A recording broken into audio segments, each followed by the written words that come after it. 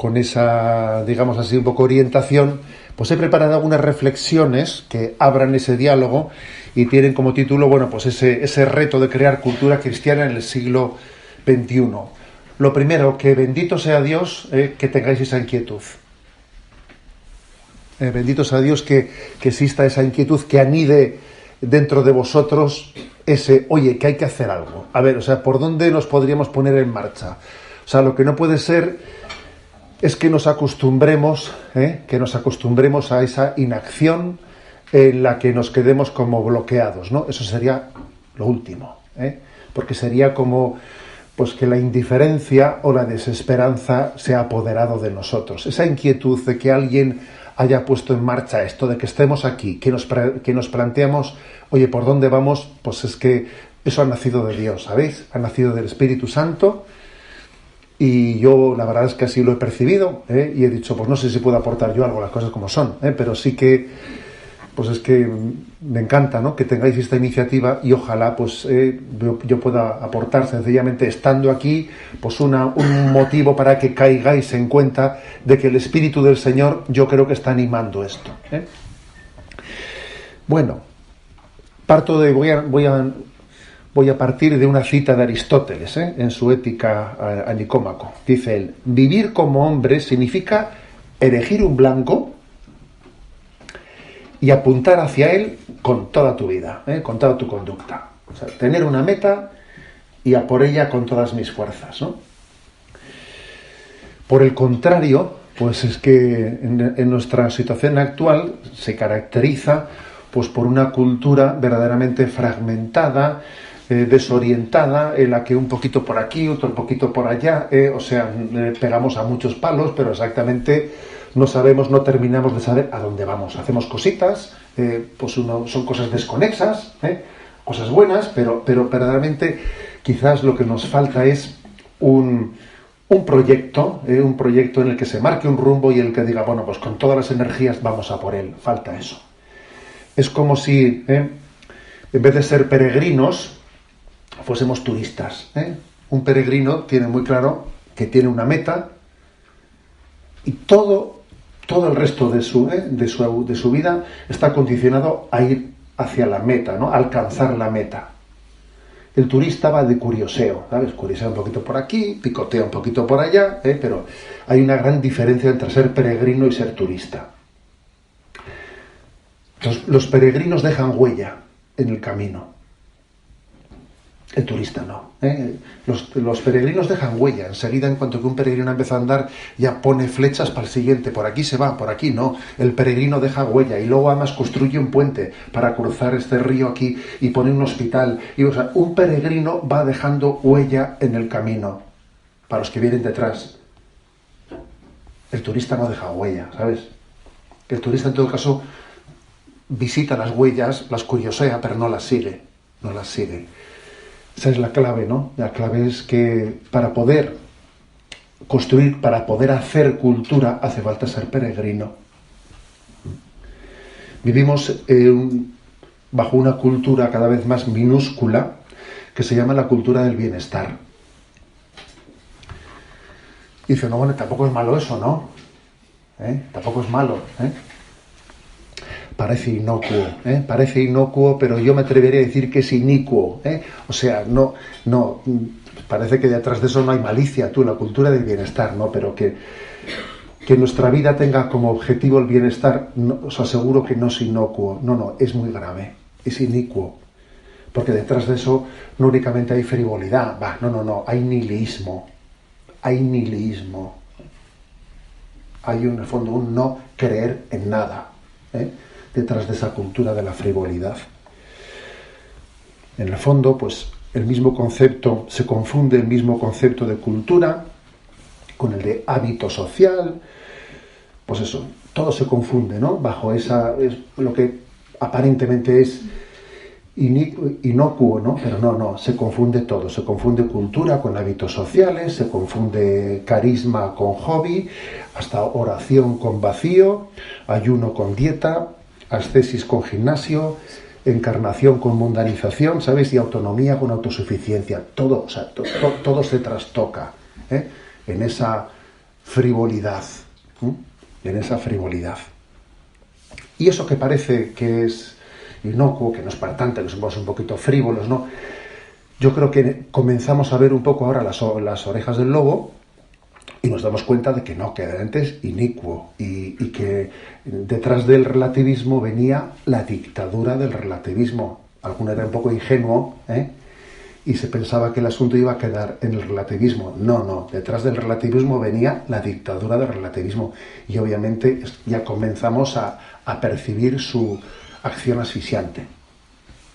Ayer mandé yo pues un mensaje a las redes sociales a propósito de cómo el alto comisionado de la ONU al gobierno de El Salvador le ha exigido que cambie la Constitución y apruebe el aborto en El Salvador. O sea, se lo exigen, ¿me explico? O sea, ha llegado un momento en que ya nos hemos ido quitando, o sea, si había algún ingenuo que se había tragado eso de la libertad y tal, eso ya ha ido cayendo y obviamente detrás de eso que parecía así frívolo, pues aparece la dictadura del relativismo con toda su maldad, ¿no? Bueno, en el mundo de la política tenemos un auténtico problema. Tenemos un auténtico problema. Pues lo que se ha llamado la derecha ha apostado por reducir todo lo social, el reto social, al tema de la economía. Entonces, pues eso, tú ves a un político llamado, ¿no?, de derechas. Digo llamado de derechas porque pienso verdaderamente que esa descripción de la realidad entre derechas e izquierdas, etcétera, es totalmente obsoleta, es totalmente obsoleta y no responde a una realidad. Pero digamos, los políticos que se desenvuelven en esos parámetros, o la cultura, ¿no?, que se desenvuelve en esos parámetros, lo reduce todo a lo económico. Quienes se desenvuelven en parámetros de izquierda, o así se consideran, reducen todo lo social a lo político, ¿no? ¿Qué entiendo por político? Entiendo por político pues la intervención, el intervencionismo estatalista que pretende pues organizar, ¿no?, la sociedad desde una legislación que lo pretenda controlar todo. Una legislación en la que todos son iniciativas públicas. Hoy en día hablar de público es una idolatría. Educación pública, todo tiene que ser público, ¿no? Pero todo, o sea, es decir, lo privado es una palabra absolutamente antipática, antipática. Lo público, pues es lo guay, es lo social, ¿no? Es una idolatría lo público, en el que es el Estado el que lo organiza todo, es el Estado el que hace la sociedad, y en el fondo no hay sociedad, hay Estado. La izquierda, así como la derecha tiende a entender la sociedad como una economía, pues la llamada izquierda tiende a entender la sociedad como un estatalismo que lo legisla todo, y llega un momento en que legisla ya hasta lo que es, pues eso, la familia, la antropología, todo, ¿no? Nos tiene que explicar con leyes y con normas cualquier cosa, ¿no? Todo con una idolatría de lo público, de manera que no hay sociedad, la sociedad queda totalmente anulada, ¿no?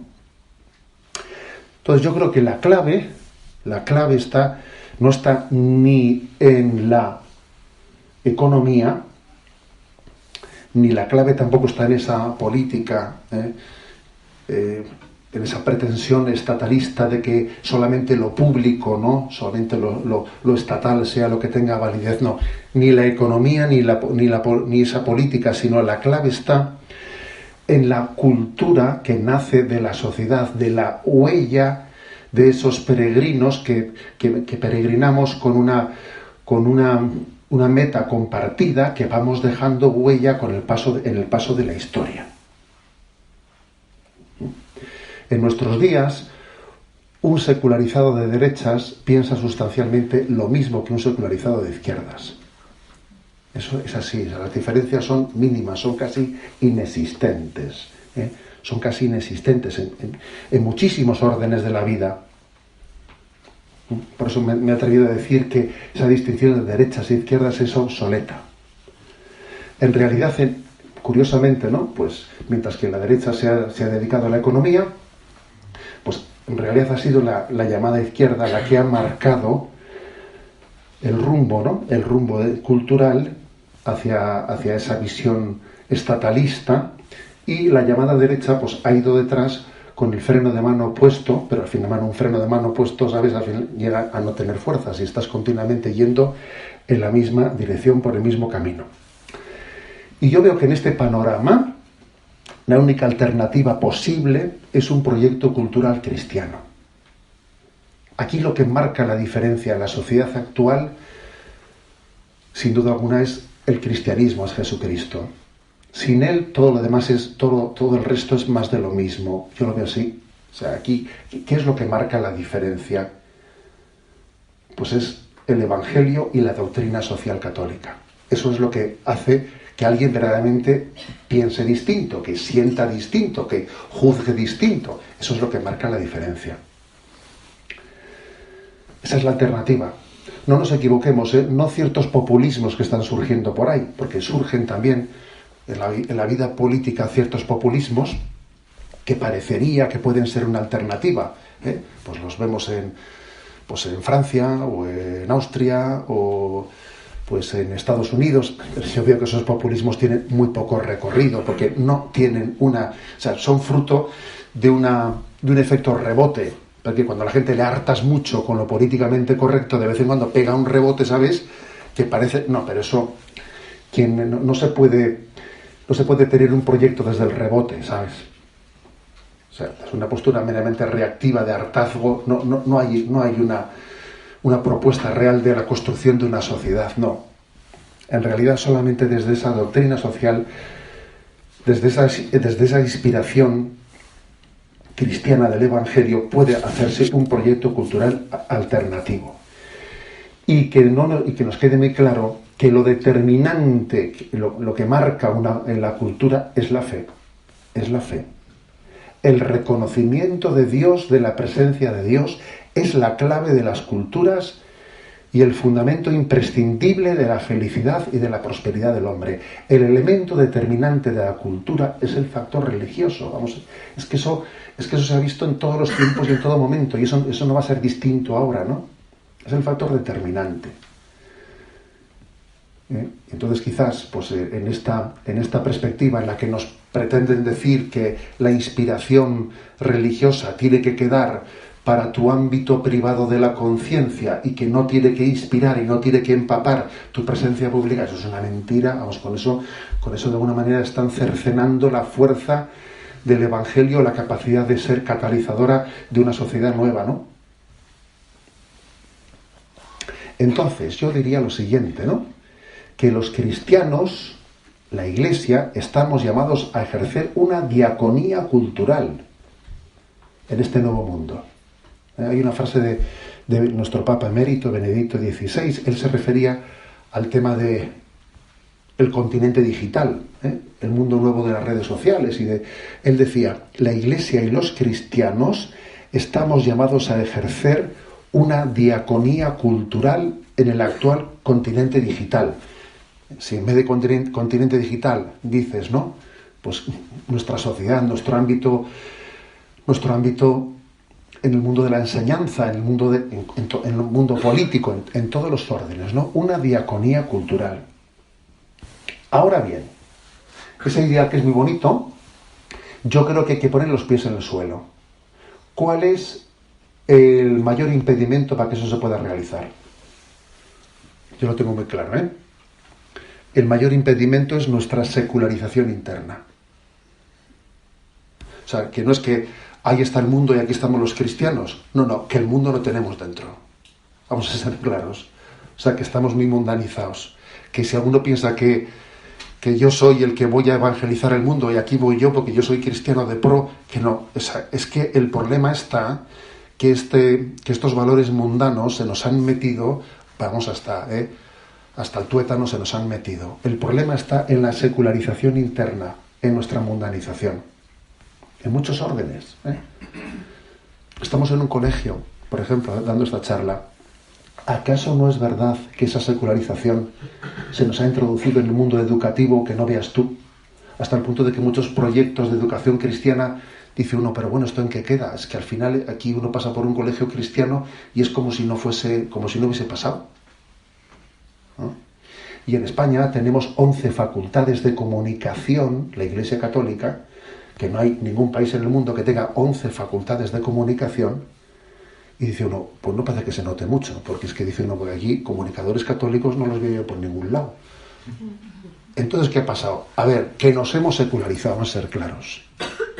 Porque no puede ser que con todos los colegios católicos que tenemos, que con todas las facultades que tenemos, pues es que el problema es de secularización interna, que hemos hecho nuestros valores del mundo. Que si la sal se vuelve sosa, ¿con qué la salarán? Ese es el principal problema, ¿no? Entonces es verdad, ¿no?, que decía San Juan Pablo II, que una fe que no se hace cultura es una fe que no está suficientemente acogida, ¿no? Pero es que aquí la clave está en este momento, lo determinante es que la fe sea vivida en toda su integridad.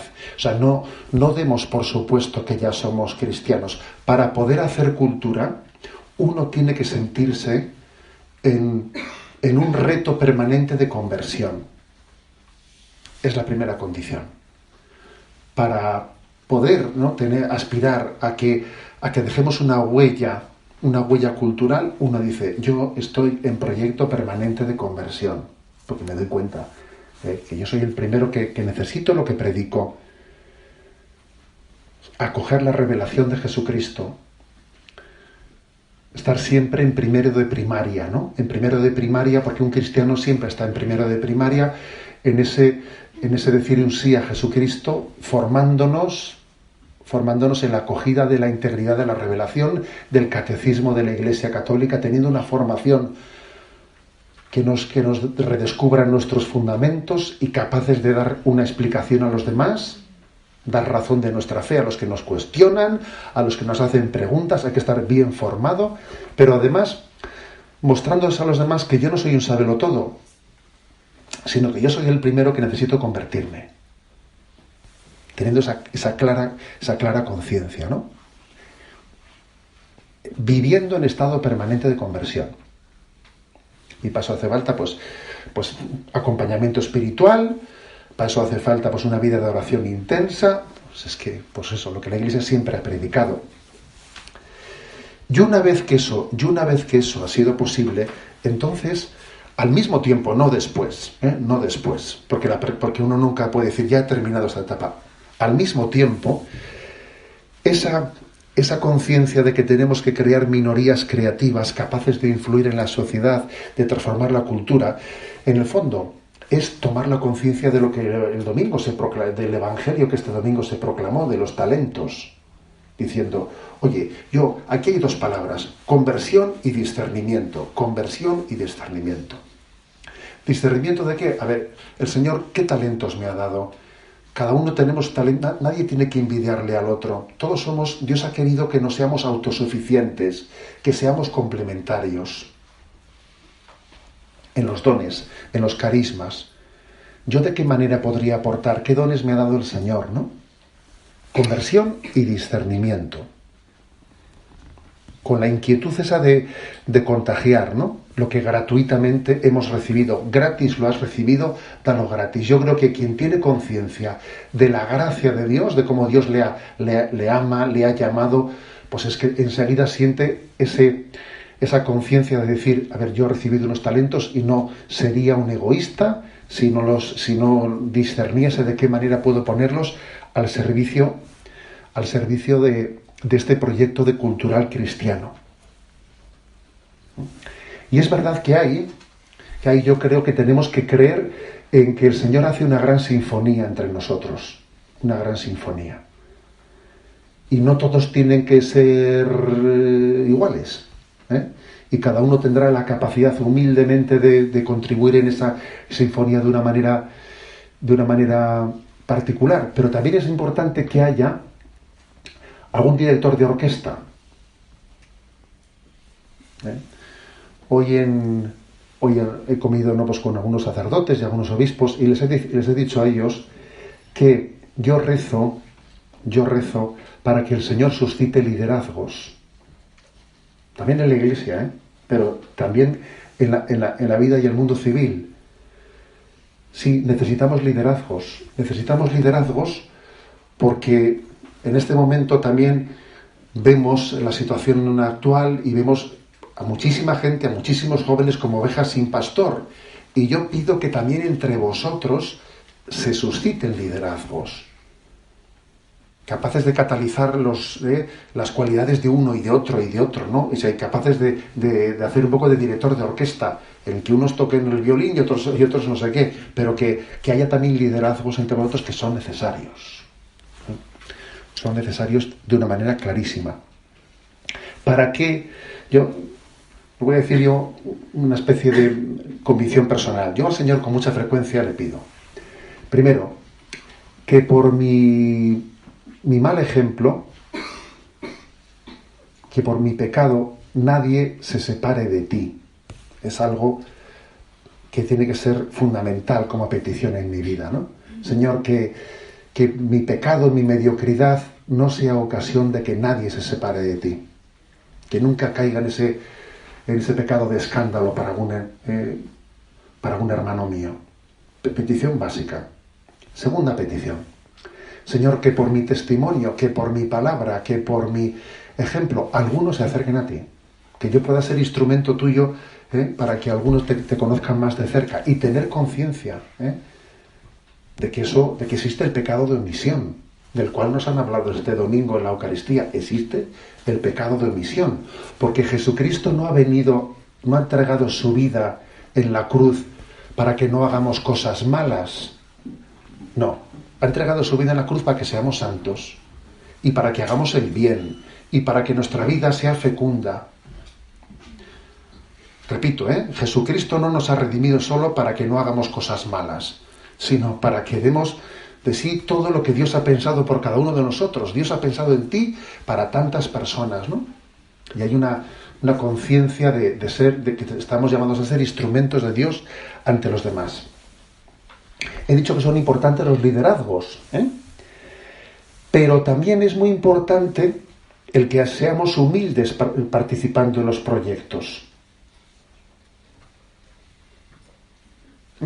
Humildes, porque a veces también ocurre que faltan liderazgos y en otras veces ocurre que hay mucho gallo para poco gallinero, ¿sabes? También eso suele pasar. Que a veces somos más generales de un ejército derrotado que soldados humildes de un ejército en marcha. Que así no se va a ningún lado. Aquí lo que hace falta es soldados humildes de un ejército en marcha. No que todo el mundo quiere, todo el mundo pretende ser el general, ¿sabes?, del ejército derrotado. No, algunos prefieren ser un general de un ejército derrotado en vez de ser soldados humildes de un ejército en marcha. Por eso es muy importante, porque el mundo católico, también es un mal muy, muy extendido. El mundo católico se caracteriza a veces por ser demasiado atomizado, demasiado fragmentado, y todo el mundo pretende tener la solución de todo sin que tenga el carisma de Dios para poderlo suscitar. O sea, seamos humildes y pongámonos al servicio del proyecto común. Eso es importantísimo, ¿no? Eligiendo siempre el puesto más humilde. El puesto más humilde, que eso es básico, ¿no? Una tía mía, que ya ha fallecido, vivía en el caserío de mi madre, ¿no? Pues ella me contó cómo entró a trabajar, cuando era jovencita, era una chica de un caserío que, fíjate, no sabía ni hablar castellano, y cómo entró en Bilbao a trabajar con una familia, ¿no? Entonces ella dice que estaba buscando una chica de servicio, y ella entró en la casa y por el pasillo vio que había pues una escoba caída. Entonces ella, pues, aunque iba a hablar con la dueña para ver si le cogían o no le cogían, como vio la escoba cogida, se agachó y cogió la escoba y la puso de pie. Y le dijeron, entras tú a trabajar, porque habían puesto la escoba en el suelo de señero, como una señal para ver quiénes iban a la entrevista de trabajo, y a la que levantó la escoba le cogieron a ella, ¿sabes? Así entró ella a trabajar en esa casa en la que trabajó 35 años. Y llegó a estar en esa casa, pues eso, casi el alma de la casa. Y entró por una escoba caída. Yo creo que Dios hace esa jugada de la escoba caída muchas veces con nosotros. La hace muchas veces. ¿Por qué? Porque yo pienso que tenemos que tener tanta capacidad, o sea, tanta disposición al liderazgo si el Señor me lo pide, como a ser el último, ¿sabes? Y al servicio más humilde, porque las cosas funcionan así. A ver, ¿quién coge la escoba? ¿Quién hace el servicio más humilde? Y creo que en esa competencia, ¿no?, por el servicio más humilde es en la que el Señor es capaz de bendecir un proyecto como el que vosotros queréis poner en marcha, ¿no? De una iniciativa que sea fermento de cultura cristiana. Bueno, yo he dicho que venía a introducir el diálogo y voy a intentar cumplirlo. Yo sí tengo que decir dos palabras, pues son, a ver, conversión y discernimiento. Son las dos palabras. Tenemos un gran tesoro. La Iglesia igual no será la que mejor comunica, pero es la que comunica lo mejor, que no es poco, que no es poco. Ahora, es verdad también que aparte de comunicar lo mejor, es muy importante también hoy en día no solo el qué, sino el cómo, el que hagáis un gran esfuerzo vosotros, pues como estudiantes, como profesionales, para que esa verdad, aparte de verdadera, resulte atractiva. Y un proyecto cultural tiene que ser aquel en el que consiga que la verdad resulte apasionante, atractiva. Y entonces, ¿para qué os pensáis que el Señor os ha dado los estudios en los que estáis metidos? O sea, ¿para qué os pensáis? Pues para eso. Dios me ha dado una cultura para ponerla al servicio de que la verdad resulte atractiva. Sin poner la empatía como el valor supremo. No, el valor supremo es la fidelidad a la verdad. Pero es que la verdad, aparte de verdadera, es buena y es atractiva. Y ese es vuestro empeño, esa es vuestra tarea, ese es vuestra gran encomienda, la encomienda que el Señor os hace, ¿no? Tomando pie pues de esa conversión y tomando pie de ese discernimiento de cómo haríamos para que esta verdad que es tan maravillosa, el mundo entienda que es maravillosa. Bueno, lo dejo y si os parece tenemos un ratico de diálogo. Aquí hay un micrófono que igual es bueno que quien vaya a preguntarlo utilice. Bueno, si alguien quiere preguntar algo, sí.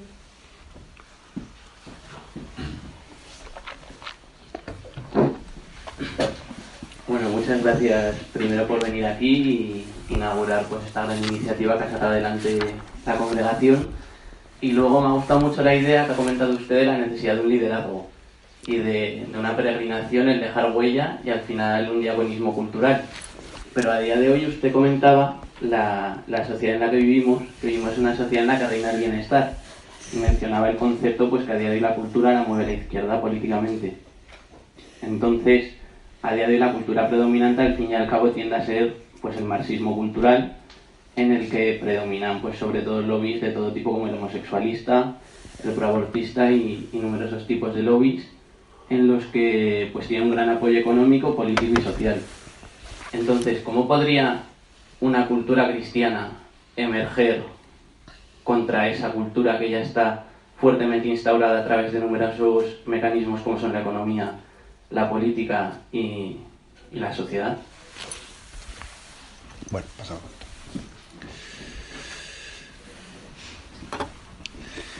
Bueno, pues mira, te comento lo que hoy mismo también ha sido objeto, ¿no?, de una conversación que he tenido pues con estos compañeros obispos y sacerdotes con los que he departido. Creo que una gran oportunidad que tenemos es que esa cultura esa contracultura, ¿no?, que se está marcando, que en el fondo es una especie de metástasis del marxismo, una metástasis del marxismo que actualmente se expresa pues bajo el cuño de esa ideología de género tan presente, etcétera. Pasa una cosa, y es que no olvidemos que el mal se destruye a sí mismo. Esto es verdad. Acordaros cómo cayó el marxismo, para nuestra sorpresa, para nuestra perplejidad, el muro de Berlín, como por lo menos el proyecto económico marxista cayó, como un castillo de naipes, ¿no? Y nos quedamos todos perplejos. ¿Por qué? Pues porque también hay que confiar en esto, o sea, también hay que contar con que el mal se destruya a sí mismo. Entonces, todo ese proyecto contracultural, etcétera, está dejando muchísima gente herida. Muchísima gente herida. Existen heridas afectivas, pues yo creo que en muchísimas personas, y yo creo que una de las claves de vuestro proyecto cultural tiene que ser, que esta yo creo que es una de las grandes intuiciones del Papa Francisco, el acompañamiento de tanta gente herida que va quedando en el borde del camino. Hoy en día, por ejemplo, los centros de orientación familiar, en los que se atiende a los matrimonios con peligro de ruptura, en los que se atiende a las personas con desorientación en su propia identidad sexual, en los que se hace referencia, o sea, se pretende, ¿no?, también acompañar a las personas que tienen una frustración existencial. Es el verdadero hospital de campaña al que muchas veces ha hecho referencia, ¿no?, el Papa Francisco. Un hospital de campaña que es que, claro, es que la gente, es que con este estilo de vida hay muchísima gente herida. Es que participamos todos de esas heridas, de esas heridas contra la propia autoestima, las heridas que han dejado por el camino, pues el narcisismo, pues toda una cultura que no es capaz de ofrecer un verdadero proyecto de felicidad y que conduce a muchísima gente a la frustración. Luego yo creo que hay que estar atento a eso. Una manera de comenzar también es no solo proclamar unos ideales, ¿sabes?, sino también dar una respuesta real a toda la gente herida. Creo que, por ejemplo, he hablado de los centros de orientación familiar. Me parece clave. ¿Quién hoy en día da una respuesta a eso? ¿Quién hace referencia a...? Pues es que es increíble, ¿no? Yo recuerdo habiendo sido obispo de Palencia, fíjate, entonces era el gobierno de Castilla y León, que en teoría políticamente pues parece que es muy distinto al gobierno de Euskadi, ¿sabes?, ¿no? El gobierno de Castilla y León, pues el gobierno se supone que es conservador y no sé qué, ¿no? Entonces, siendo yo obispo de Palencia, promulgaron una ley de mediación familiar. Y dije yo, qué bueno, una ley de mediación familiar, pues vamos a poder tener una ayuda para los centros de orientación familiar y tal, ¿no? Y yo, ingenuo de mí, cogí la ley, me puse a leer el premio y vi que la ley de mediación familiar era una ley para ayudarse a la gente a divorciarse de buen rollo, pero no otra cosa. Y me acuerdo que pedí una entrevista con el consejero y le dije, oiga, yo he recibido esta ley de mediación familiar, y cuando he recibido la noticia, he pegado un bote de alegría, y luego leo, ¿me quiere usted decir que ustedes han hecho una ley de mediación familiar para ayudarse a que la gente se divorcie de buen rollo? Y me dijo, es que no se nos había ocurrido lo otro, O sea, no se les había ocurrido que una ley de mediación familiar pudiese ayudar a la gente a recomponer su relación herida. No, eso no se les había ocurrido. Fíjate, o sea, hoy, ¿quién hace eso, por ejemplo? ¿Quién hace eso? Eso lo hace la Iglesia, eso lo hace un proyecto cultural cristiano, que cree en la capacidad de regeneración, que cree en la redención, que cree en el perdón, ¿no? Entonces yo creo que también esto es una posibilidad. Y dice, joya, y ante ese gigante aparentemente invencible, ese gigante está dejando un montón de gente herida por el camino, que no veas tú, O sea, que es gente que se ve que ha sido utilizada, gente que yo creo que tenemos que tener esa sensibilidad de ser hospital de campaña para acercarnos a ellos, ¿no? Y ofrecerles también, ¿no? Porque hay que saber también derivar a la gente que está herida a determinados servicios que de una manera profesional a uno le ayudan de una manera y de otra, ¿no? Pero después de una acogida personal, no únicamente que viendo el rostro de unas instituciones, porque claro, las instituciones están, son necesarias, pero antes de llegar a la institución tiene que haber un encuentro personal con la gente herida.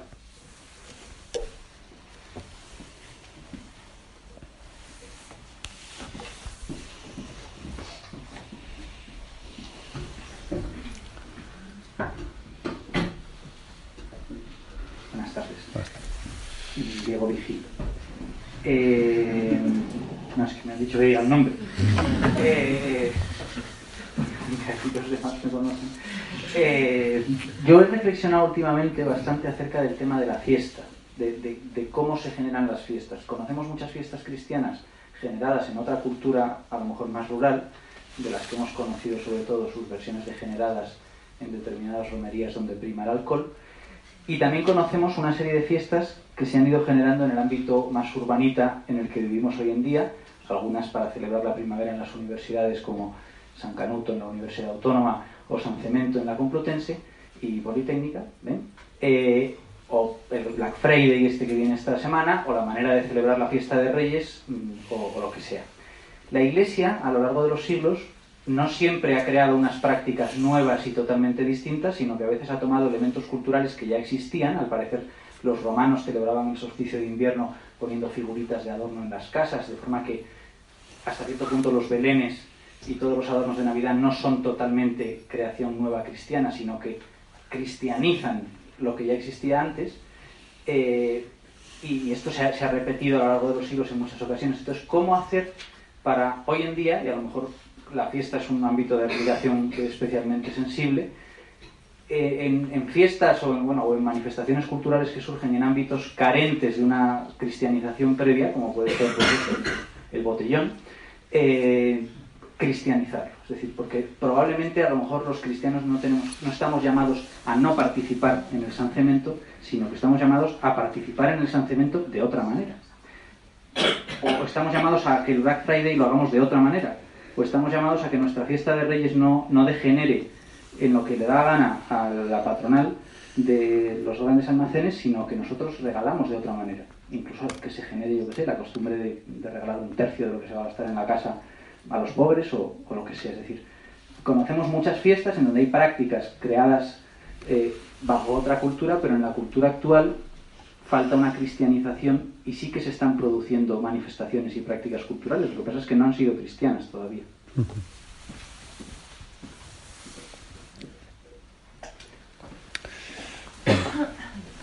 Está claro que vivimos en una sociedad que está bajo el fenómeno de la globalización, ¿eh? Ahora, pues eso, de repente hay un influjo tremendo, ¿no? Que eso hace que ese tsunami iguale muchísimo las cosas, ¿no? A ver, yo creo que algo que Benedicto XVI ha insistido muchas veces es que él ha dicho: yo me imagino el futuro del cristianismo como el futuro de unas minorías, pero que sean verdaderamente significativas y por lo tanto van a ser fecundas.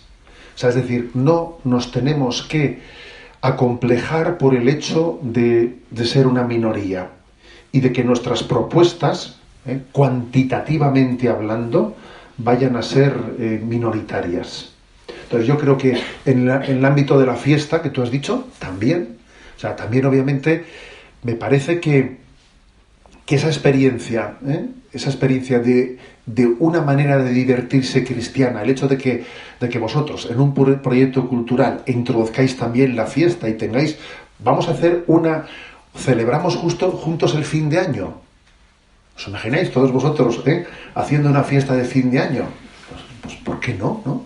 ¿Por qué no? Yo os voy a decir que yo he sido párroco de Zumárraga 20 años antes de ser obispo, y que una de los puntos de partida más potentes por el que yo he visto que jóvenes de Zumárraga se han sentido atraídos por el cristianismo es cuando yo les he sacado de Zumárraga y les he llevado a algunos encuentros cristianos en los que han visto cómo se divierte la gente y se han quedado fascinados por decir, pero qué fiesta tú, pero yo nunca había visto una alegría como esta. Yo recuerdo jóvenes de Zumárraga cuyo punto de partida de conversión fue el ver cómo se divertía la gente. No lo habían visto nunca. Pero bueno, pero qué ambientazo tú, qué ambientazo, ¿no? Y esta gente aquí no han bebido nada, ¿no? O sea que, por supuesto, hasta una fiesta cristiana puede tener una capacidad fascinadora, ¿eh? Pero para eso no tenemos que acomplejarnos de ser minoría. A ver, es que eso hay que asumirlo. Y es que además el cristianismo nació siendo una minoría, pero es que Aquí lo importante es lo cualitativo, lo cualitativo y esa capacidad de ser fermento de la sociedad desde una propuesta. Pero sí, un proyecto cultural tiene que incluir este aspecto. El aspecto lúdico. Claro que tenemos que ofrecer esa capacidad, ¿no?, lúdica de encuentro, ¿no? Sí, por ejemplo, recuerdo que se hace todos los años en Fátima, los días de carnaval. Hay un encuentro de jóvenes españoles que se lleva haciendo ya muchísimo tiempo, algunos habéis asistido quizás, en Fátima, en el santuario, pues igual se juntan pues 800 o 1000 jóvenes de toda España, y uno de los puntos fuertes, ¿no?, de ese encuentro, pues suele ser el aspecto lúdico, que hay un momento determinado en que se hace un gran festival por la noche, que para muchas personas es una fascinación de ver cómo la propuesta cristiana es capaz de generar una alegría superior a la que el mundo es capaz de ofrecer, ¿no? Por eso yo creo que lo de las minorías creativas, que por cierto estaba un poco en el título de vuestra convocatoria, es que tenemos que, en la medida en que seamos significativos, seremos fecundos. Y no olvidéis que también la alegría es una de las capacidades, es uno de los elementos determinantes a la hora de hacer viable este proyecto, ¿no?, significativo, este proyecto cultural cristiano, porque si este mundo algo tiene es que está amargado. Tú ponte a la salida del metro, ponte a la salida del metro y ve los caretos de la gente. Es un problema eso, Tú ves a la salida del metro la gente y ahí hay un problema profundo, ¿no? Entonces la alegría cristiana, pues es que es revolucionaria, es cuestionadora, y debéis de tener esto muy en cuenta en vuestro proyecto cultural.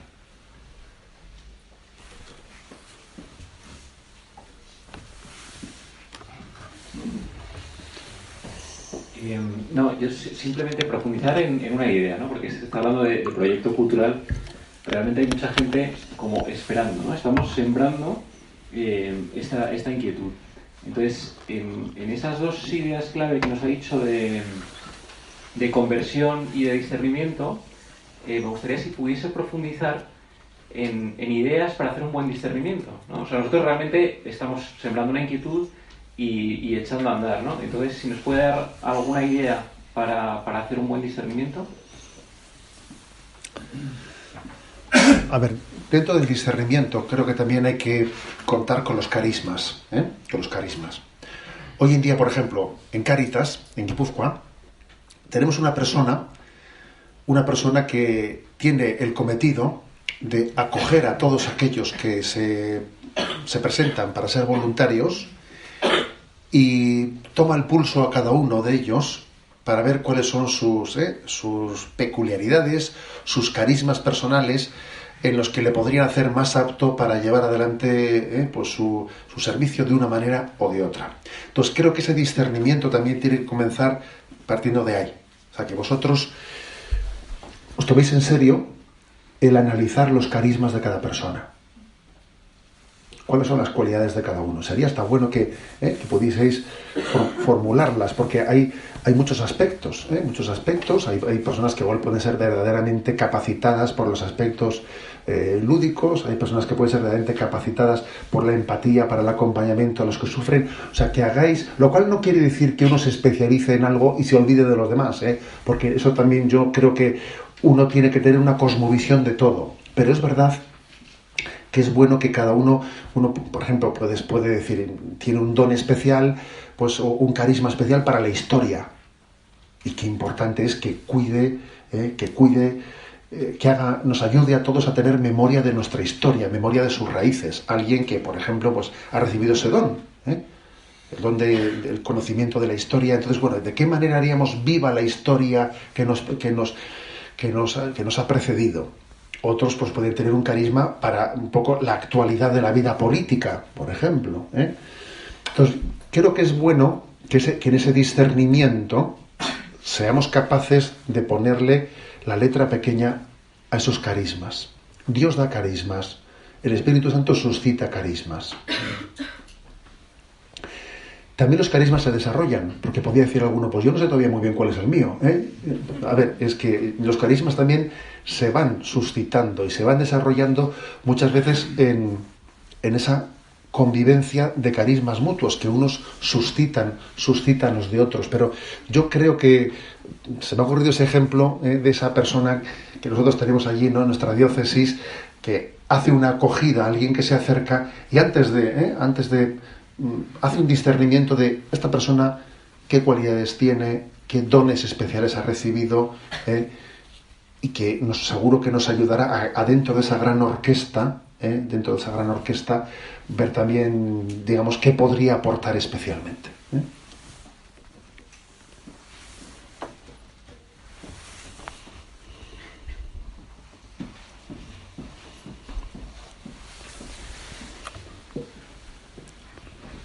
Me llamo Sofía Parada. En primer lugar, muchas gracias. Mi pregunta es en relación a cuál debería ser el papel del Estado en la creación de cultura cristiana. La sociedad cada vez es más multicultural, diversa. ¿La cultura cristiana tendría que estar liderada solo por la sociedad civil o el Estado les deberíamos exigir responsabilidades y, bueno, de alguna forma un liderazgo en esto?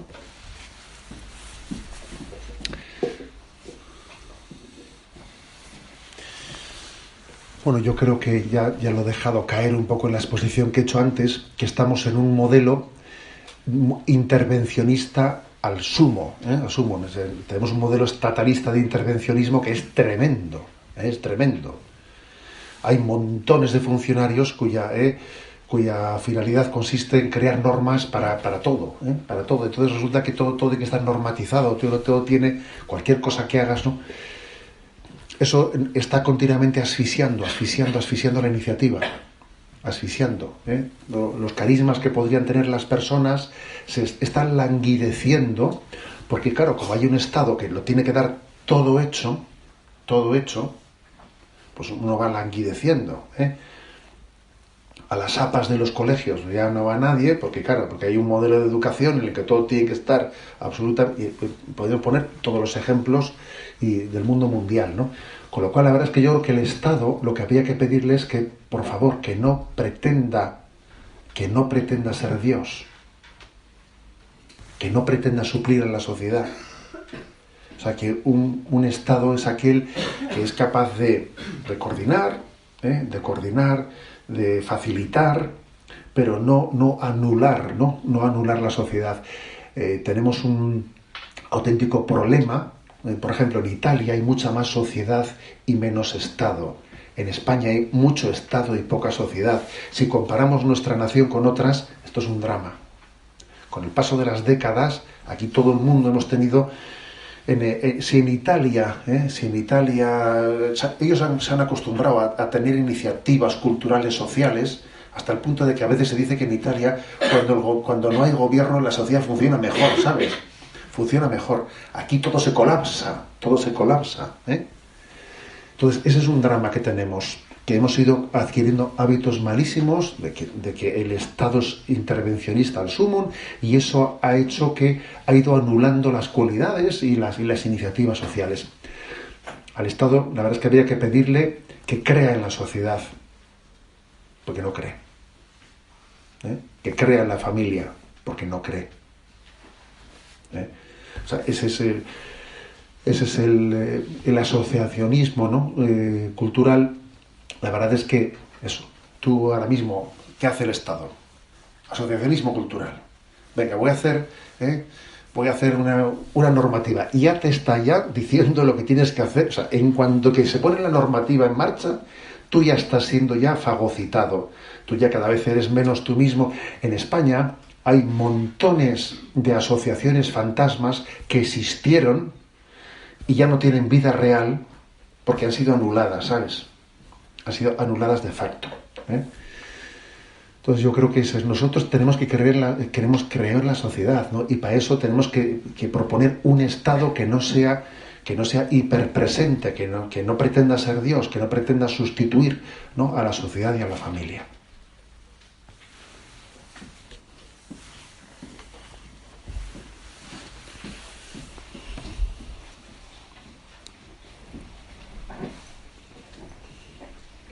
Hola, me llamo Patricia. Muchas gracias por haber venido. Yo tenía una duda un poco más concretando pues sobre nuestra vocación como congregantes, ¿no? La idea de la conversión y el discernimiento me parece fundamental como punto de partida, pero sí un poco también me gustaría si podría darnos como algunos pasos a seguir o algunos ejemplos concretos de movimiento, o sea, de alguna actividad, algún movimiento de alguien sobre quien podamos leer que haya tenido como éxito a la hora de concretar pues toda esta iniciativa, ¿no? Un poco pues ya sé si mi carisma es tal, pues algún medio de comunicación, quizás cómo comportarte en el trabajo, en la familia, no sé. Gracias.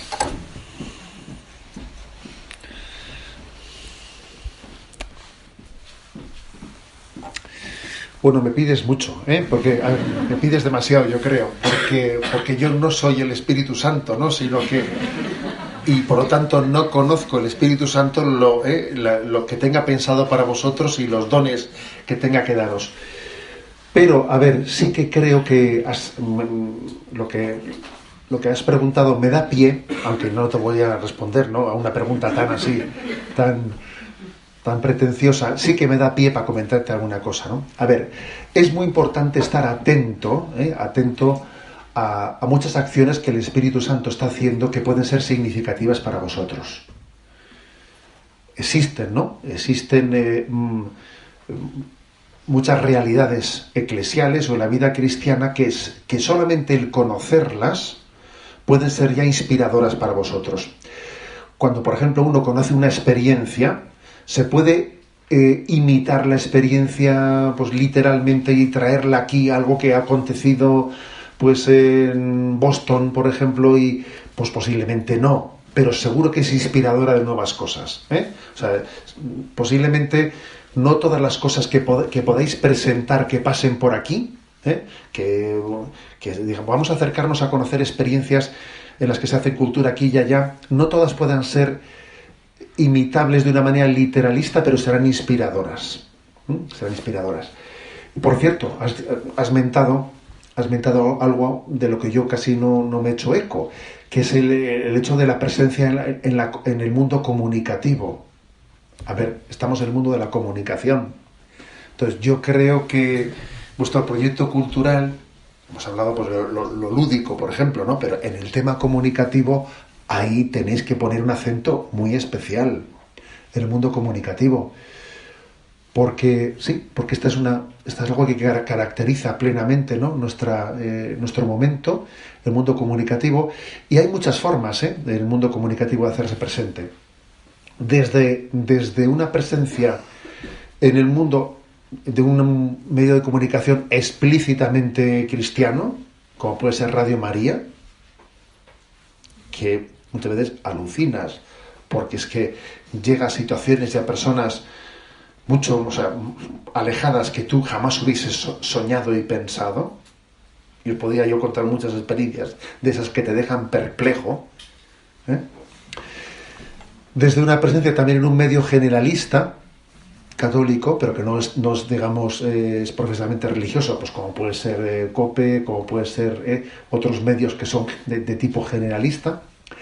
La presencia también en medios que no son cristianos, la presencia en esos medios, el intentar participar en los debates, pues fíjate, desde cartas al director, desde tipo de presencias el mundo de las redes sociales, que sin duda alguna supone también una gran potencialidad, ¿no? Yo también en eso, así como os voy a decir, yo me he dado cuenta el eco de las redes sociales, porque hace unos años yo iba por ahí y la gente pues te decía, ¿no? Pues Radio María, ¿no?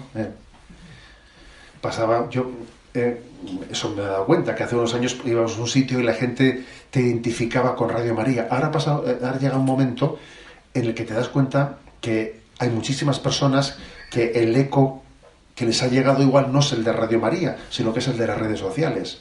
Tal cosa que en las redes se lanzó, etcétera. Bueno, o sea, yo creo que hay distintos modelos, pero que el mundo comunicativo tiene que ser, sin duda alguna, en un proyecto cultural, pues es porque es como anillo al dedo con el deseo apostólico, con el celo apostólico. El celo apostólico y el mundo comunicativo pues están íntimamente unidos, porque el amor es comunicativo. Y el celo apostólico tiene el deseo de transmisión. Con lo cual, yo ya sé que no te he respondido todo lo que has preguntado, pero creo que este punto en concreto tiene que ser una de los pilares fundamentales de vuestro proyecto cultural. ¿De qué manera los aquí presentes se pueden hacer presentes en la comunicación? Y no, igual no tiene que haber un proyecto único, sino que también ahí hay que discernir, distinguir e intentar ser fermento en distintos campos.